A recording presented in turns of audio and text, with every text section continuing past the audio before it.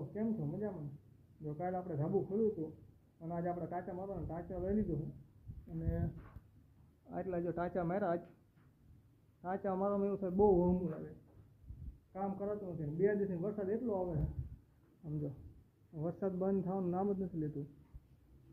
વરસાદ પણ એટલો બધો આવે તો આપણને કંઈ કામ હતું નહીં, કામે જવાનું હતું નહીં.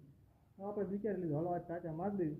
આટલા ટાંચા મારી દીધા છે અને આ બધા એના પર લગાવવાના ટાંચા.